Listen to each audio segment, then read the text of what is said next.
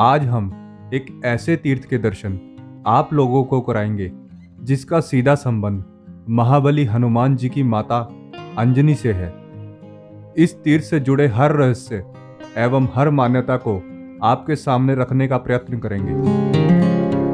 माना जाता है कि इस स्थान पर माता अंजनी ने तपस्या की थी, इसलिए इस स्थान का नाम अंजन थली पड़ा और इस तीर्थ का नाम अंजनी तीर्थ पड़ा।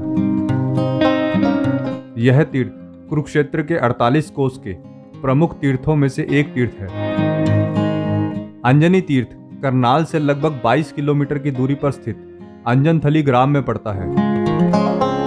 मंदिर परिसर में प्राचीन मंदिर हैं, जिनमें माता अंजनी, हनुमान जी, माता दुर्गा और गणेश जी की मूर्तियां स्थापित की गई हैं।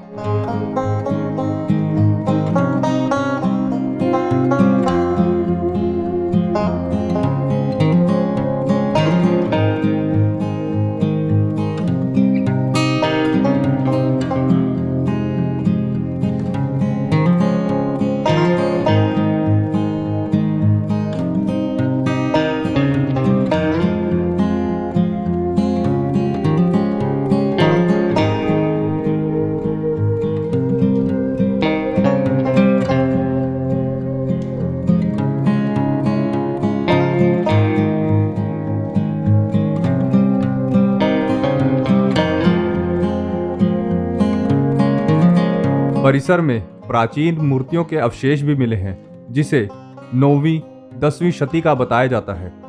श्रद्धालु बड़ी आस्था के साथ उनकी भी पूजा करते हैं। तीर्थ में प्राचीन वृक्ष भी हैं।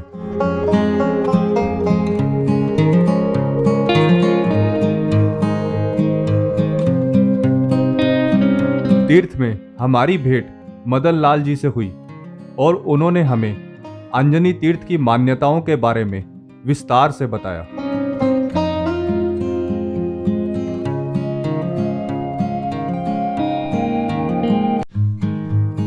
मदन लाल जी के अनुसार एक वानर वर्ष में किसी भी मंगलवार को तीर्थ सरोवर में स्नान करने के बाद मंदिर में दर्शन करने आता है और श्रद्धालु उस वानर को हनुमान जी का स्वरूप मानते हैं।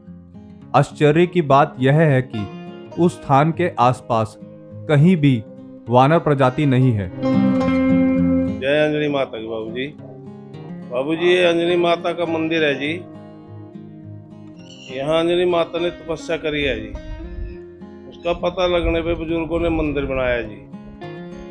तो जी पास में इसका तीर्थ है जी, जिसका पानी प्रयोग करते हैं जी प्रसाद रूप में।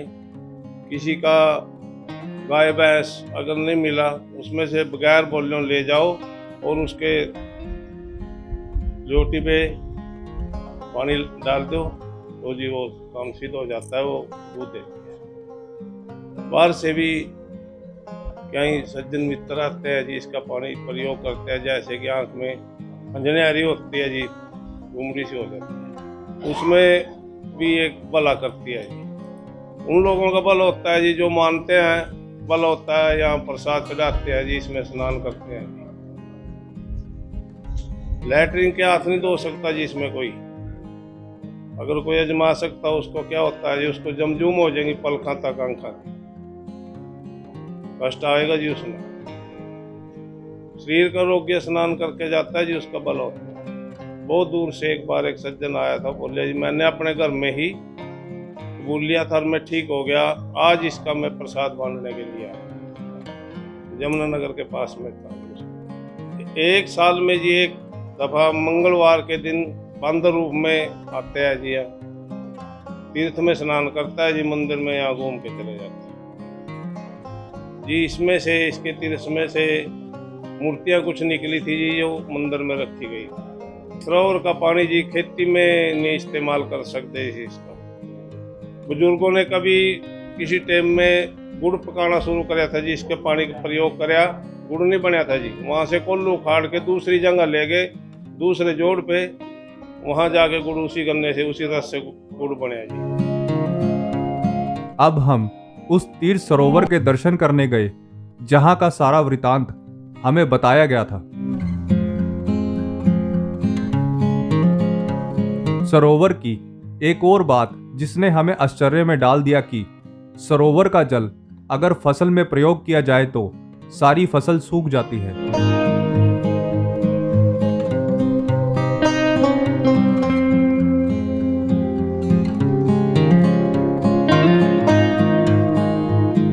जल्द ही हम फिर आएंगे आप सबके बीच ऐसी ही किसी अनकहे अनसुने मंदिर की जानकारी लेकर।